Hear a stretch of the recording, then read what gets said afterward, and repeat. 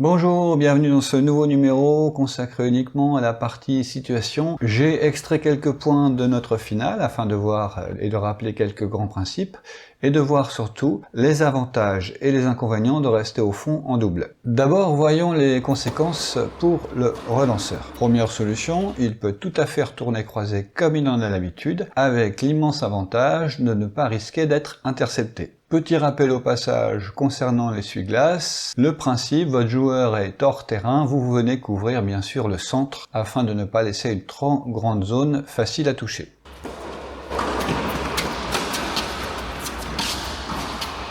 Deuxième solution pour le relanceur, tirer tout droit sans risquer d'être intercepté. Quelles sont les raisons qui peuvent l'inciter à préférer tirer tout droit ? Trois raisons essentielles, les sensations qu'il a lui-même par rapport à sa technique et à ses coups, la volonté de choisir plutôt le joueur en face de lui qu'il trouve peut-être à ce moment-là plus prenable, ou troisième hypothèse, jouer simplement la variété dans les zones de retour. On voit bien ici le partenaire serveur resté au fond, qui se trouve avec relativement peu d'options pour jouer. Il peut tenter le coup de toucher, l'amorti derrière le filet, pas simple, ou alors éventuellement le lob dans le coin opposé là-bas à droite pour nous. C'est le lob qui a été choisi, ce qui donne une opportunité offensive, enfin dans les cas les plus classiques, puisque encore une fois la volonté de rester au fond est délibérée. Quand ce n'est pas le cas, il s'agit tout simplement pour rappel de rejoindre votre partenaire sur la ligne de service à 3-4 mètres à distance l'un de l'autre.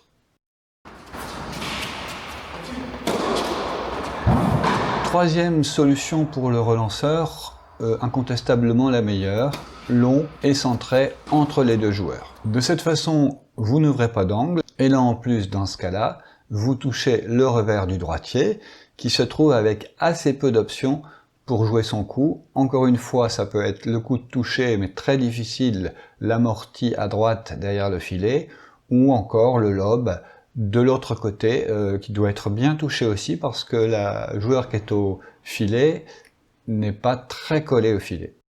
C'est donc le choix du lob qui a été fait, il n'est pas tout à fait réussi, même s'il met en difficulté le volleyeur sur son revers. Celui-ci se retrouve avec deux choix. Le choix le plus classique, long et centré entre les deux adversaires ici près de la caméra, ou alors un coup de toucher très croisé, une prise de risque que vous oblige à faire votre adversaire. Inconvénient pour le partenaire serveur qui reste au fond, c'est qu'il va annuler les bénéfices d'un très bon service de son partenaire.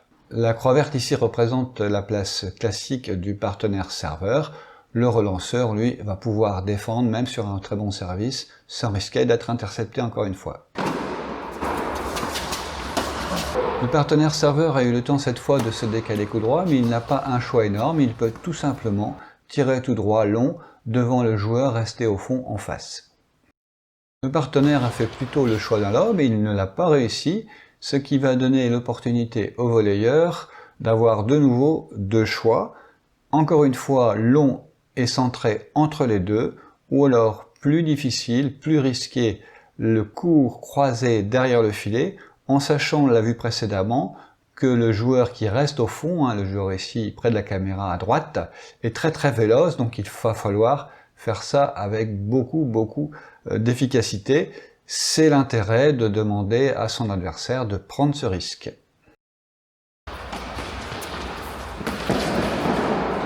Rappel d'un principe déjà vu dans les précédents numéros, pour les habitués de la chaîne, votre partenaire est sorti du terrain, vous prenez pleinement position du terrain. Là je suis même carrément dans sa partie, je devrais 9 fois sur 10 avoir en face de moi sur la croix verte le joueur resté au fond, mais ça change rien, vous couvrez quand même latéralement la zone laissée libre. Encore une fois, c'est le choix du lob qui semble avoir été fait. Je décide donc de faire un repli défensif en anticipant ce lob attendu. Pour rappel, je me situe dans l'équipe au fond, à gauche. Au final, le lob n'était pas suffisamment percutant, donc il a pu être intercepté On a donc ici l'opportunité d'un mode attaque, c'est-à-dire de faire les quelques mètres qui me séparent de la ligne de service pour rejoindre le partenaire à 3-4 mètres de lui à distance. Vous connaissez le principe maintenant. Opportunité donc que je n'ai pas saisie, mais j'en ai ici une deuxième. Elle a ceci d'intéressant dans le cas qui nous intéresse ici, c'est que, pour rappel, donc les deux joueurs sont au fond, donc il n'y a aucun risque d'interception ou de smash. Ça veut dire que vous pouvez déclencher votre montée offensive encore plus tôt que d'habitude. Alors on a vu pas mal d'inconvénients à rester au fond, mais il y a aussi quelques avantages. Notamment celui de se laisser du temps sur une volée envoyée par l'adversaire et l'obliger aussi à en mettre un peu plus dans ses volées pour faire le point plus vite. On notera que l'équipe ici côté caméra est positionnée dans la zone de la mort, ce qui peut aussi être exploité, c'est-à-dire jouer dans les pieds. Il est toujours très compliqué de faire une demi-volée quand vous êtes dans cette zone-là. Solution possible pour contrer deux joueurs restés au fond, elle paraît évidente, mais elle n'est pas simple à mettre en place. Faire une balle très proche de leur filet pour qu'ils aient une grande course à faire vers l'avant. Évidemment, ce n'est pas simple, on pourra réussir quelques fois et ce ne sera pas toujours renouvelable, donc c'est l'intérêt, quand vous êtes du côté de ceux qui ont décidé de rester au fond, de provoquer cette prise de risque. Ici, encore une fois, deux solutions pour le relanceur, long et centré, ou alors justement, le coup beaucoup plus difficile d'aller chercher la petite amortie très court croisée. Pour le relanceur, c'est aussi l'option de varier ses retours qu'il peut jouer. Dernier point que l'on a retenu et dernière solution possible pour l'équipe qui ne veut pas subir ce jeu du fond de cours proposé par l'équipe adverse, rejoindre dès que possible le filet et notamment par exemple en faisant des retours volés. Même principe, retour volé, on vient s'aligner sur la ligne de service plus ou moins avancée selon l'estimation qu'on a de l'efficacité de son attaque. Je vous mets le lien ici d'un match qui a été proposé où l'un des joueurs ne faisait que du lob et voilà, ça nous a permis de parler de ce sujet-là. Je vous invite à aller découvrir ça. En conclusion, rester au fond peut être une solution provisoire qui dure, selon le scénario du match, selon l'état de forme à un moment donné du match, mais cela va rester marginal en termes d'efficacité. Ne faire que défendre dans un sport collectif est voué à l'échec. J'attends bien évidemment vos amis en commentaire, vous avez sûrement vécu des situations semblables ou très proches.